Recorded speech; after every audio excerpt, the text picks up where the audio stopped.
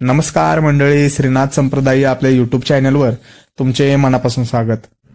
मंडळी, आजचा हा व्हिडिओ हा आई काळूबाई आणि श्री धावजी पाटलांच्या भक्तांसाठी अत्यंत महत्त्वाचा ठरणार आहे. कारण बऱ्याच लोकांना तर आज धावजी पाटलांच्या अशा काही शिपायांबद्दल माहिती मिळणार आहे ज्यांच्याबद्दल सहसा कोणाला माहिती नसते आणि ते शिपाई तिथे आहेत हे सुद्धा बऱ्याच लोकांना माहीत नाहीये. आणि मंडळी, ज्यांना काळूबाई आहेत त्यांना तर आवर्जून धावजी पाटलांची सेवा ही करावी लागत असते. पण बरेच लोक असतात ज्यांच्या कामासाठी किंवा इच्छांसाठी ते धावजी पाटलांची सेवा करत असतात. पण बऱ्याच वेळा एवढं काही करून सुद्धा तुमच्या इच्छा, तुमच्या मनोकामना या पूर्ण होत नाहीत. मग याचं कारण काय आहे?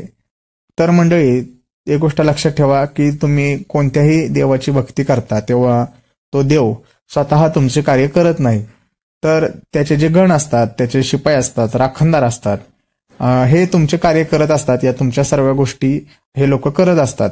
आणि मग तुम्ही देवाला कितीही काहीही करा, पण त्यांच्या राखणदारांना जर मानपान दिला नाही तर तुमचे कार्य पूर्ण व्हायला खूप अडचणी येतात. आणि या शिपायांना खुश करणं देखील एवढं काय अवघड नसतं. काही शिपाई तर फक्त लिंबावर देखील खुश होतात आणि तुमचं कार्य सुद्धा करतात. त्यामुळे त्यांचं मानपान करणं हे काही खूप जास्त अवघड गोष्ट नाहीये. आणि म्हणूनच सुरूलच्या धावजी पाटलांना तर एखादं मागणं तुम्हाला मागायचं असेल तर त्यांच्या सर्व शिपायांचा सुद्धा मानपान भोग तुम्हाला देणं हे गरजेचं असतं. मग आता धावजी पाटील आणि त्यांच्या सर्व शिपायांना नेमका काय आणि कसा भोग द्यायचा हेच आपण या व्हिडिओमध्ये जाणून घेणार आहोत. आणि मी सांगितल्याप्रमाणे जर तुम्ही या सर्व गोष्टी, हा सर्व मानपान भोग तिथल्या सर्व शिपायांना केला तर 100% धावजी बाबा तुमच्यावर प्रसन्न होणार आहेत आणि तुमचे मागणे हे 100% ते ऐकणार आहेत.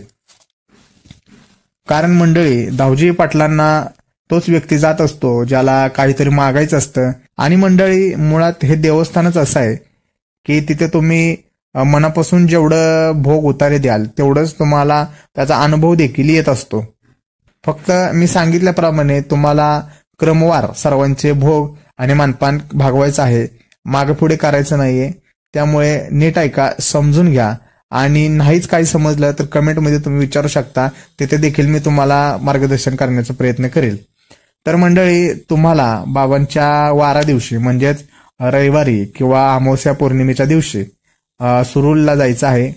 आणि सर्वप्रथम तेथील आई काळूबाईचे दर्शन घ्या, तिची ओटी भरा आणि ओटीमध्ये 6 वार साडी आणि हारवेणी, त्याचबरोबर 11 लिंबे या गोष्टी तुम्हाला देवीला अर्पण करायच्या आहेत. त्यानंतर धावजी बाबांच्या समाधी मंदिराजवळ छोटंसं मंदिर धावजी बाबांच्या समाधीचं आहे. त्या मंदिराच्या समोर पांडवजाई म्हणून एक जागृत देवीचं देवस्थान आहे. तर तुम्हाला त्या ठिकाणी 2 ओटी ठेवायच्या आहेत. आणि तुमच्या इच्छेप्रमाणे अजून जर काही तुम्हाला तिथं ठेवायचं असेल तर तुम्ही ठेवू शकता. पण तिथं सुद्धा मानपान करणे हे तुमचं गरजेचं आहे. ही गोष्ट तुम्हाला सहसा कोण सांगणार नाही. आणि मंडळी, त्यानंतर धावजी पाटलांनी ज्या ठिकाणी समाधी घेतलंय, म्हणजे ते छोटंसं मंदिर आहे तिथे बाबांनी समाधी घेतलेलं, तिथे जाऊन तुम्हाला दर्शन घ्यायचे आहे. आणि तिथे तुम्हाला एक उपरणं फेटा, एक लंगोट आणि त्याचबरोबर 5 लिंबू हे तुम्हाला तिथं ठेवायचं आहे. तेवढं झाल्यानंतर तुमचं जे काय मागणं असेल ते धावजी बाबांच्या समाधीवर सांगा.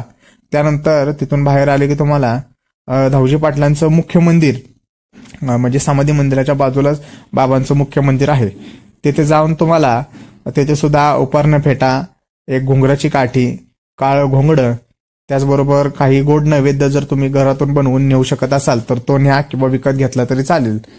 तो गोड नैवेद्य तिथं ठेवा. त्याचबरोबर 5 लिंबू या गोष्टी तुम्हाला बाबांना तिथं अर्पण करायच्या आहेत. मंडळी, मी ज्या गोष्टी सांगतोय त्या गोष्टी तुमच्या परिस्थितीप्रमाणे तुम्ही कमी जास्त करू शकता. पण सहसा या गोष्टी सांगितलेल्या सर्व करा, तुम्हाला नक्कीच 100% या गोष्टीचा गुण मिळणार आहे. कारण धावजी बाबांचं देवस्थानच असं आहे की जेवढं तुम्ही तिथं मनापासून द्याल त्याच्या डबल बाबा तुम्हाला देत असतात. आता हे झालं की धावजी पाटलांच्या मंदिराच्या मागे काळूबाळू असे 2 देव आहेत. तर त्या देवांना एक अंडारोट, त्याचबरोबर शेला पागुटा, दही भात आणि 2 सिगरेट हे तिथे तुम्हाला अर्पण करायचं आहे. मंडळी, मी ज्याप्रमाणे सांगतोय त्याचप्रमाणे क्रमवार, म्हणजे हे झाले की ते झाले की ते, याप्रमाणेच तुम्हाला या देवस्थानाला भोग द्यायचा आहे. आणि या देवस्थानाचा आधी या देवस्थानाचा नंतर असं तुमच्या मनाप्रमाणे काय करायचं नाही. मी जे सांगतोय त्याचप्रमाणे तुम्हाला या गोष्टी सगळ्या करायच्या आहेत. आता काळूबाळू देवाला भोग दिल्यानंतर मंदिराच्या पुढं तुम्ही आल्यानंतर तिथे 3 मुखी चेडा देखील आहे आणि त्याचा भोग हा खूप महत्वाचा आहे. त्याला डावलून पुढे तुम्ही जाऊ शकत नाही. त्यामुळे त्याला मान देताना 1 शलपागोटा, 4 अंडी, 4 रोट, दूध, दारू, त्याचबरोबर सिगरेट आणि 4 लिंबू हे त्याला तुम्हाला द्यायचे आहेत. मंडळी कसं आहे की धावजी बाबांबरोबरच त्यांचे जे मुख्य हे शिपाई आहेत सर्व, त्यांना जर तुम्ही खुश केलं तर आयुष्यात तुम्हाला कधीही कुठलीही अडचण येत नाही. उलट हे तुमच्या पाठीशी भक्कमपणे उभं राहतात. तुमच्यावर कोणतंही संकट आलं तरी सर्वप्रथम हे शिपाई झेलत असतात. त्यामुळे ह्यांना जेवढं तुम्हाला खुश करता येईल तेवढंच तुमच्यासाठी चांगलं आहे. आता कसं आहे मंडळी की इथपर्यंत बऱ्याच लोकांना माहिती आहे की काय करायचं काय नाही, हे मेन देवस्थानं भागवायची, या गोष्टी तिथं माहीत आहेत. पण तिथून अजून पुढे गेलं की तिथे चेडोबा म्हणून एक शक्ती आहे. तर त्या शक्तीला देखील मानपण तुम्हाला करणं गरजेचं आहे. ती शक्ती सुद्धा अत्यंत उग्र आणि जागृत आहे. मग तिथं तुम्हाला अंडरोट, सिगरेट, दही भात, त्याचबरोबर तुम्हाला 1 लिंबू एवढ्या गोष्टी ठेवणं तिथं गरजेचं आहे. एवढ्या गोष्टी ठेवल्या तरी चालून जाईल. पण तिथे अजून एक अशी शक्ती आहे की ज्याबद्दल जास्त कुणाला माहीत नाही आणि त्यामुळे तिचा मानपण देखील जास्त कोण करत नाही.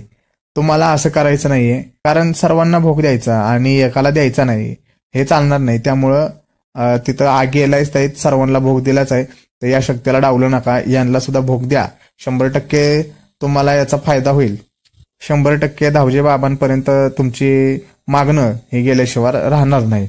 तर मंडळी तिथे अजून एक दैवत आहे, ते म्हणजे बाळंतीण, आणि तिला तिचा मान हा द्यावाच लागतो. आता तिला काय द्यायचं तर तिला तूप भात, त्याबरोबरच धपाटे आणि उसळ आणि सोरके टोपडे, म्हणजे लहान मुलं असतात तेव्हा टोपडं घालतात बघा, ते तिथेच तुम्हाला भेटून जाईल किंवा तुमच्या सोयीने तुम्ही जातानाच घेऊन गेला तरी चालेल. मग या गोष्टी तुम्हाला त्या बाळंतीणीला ठेवायच्या आहेत, तिला द्यायच्या आहेत.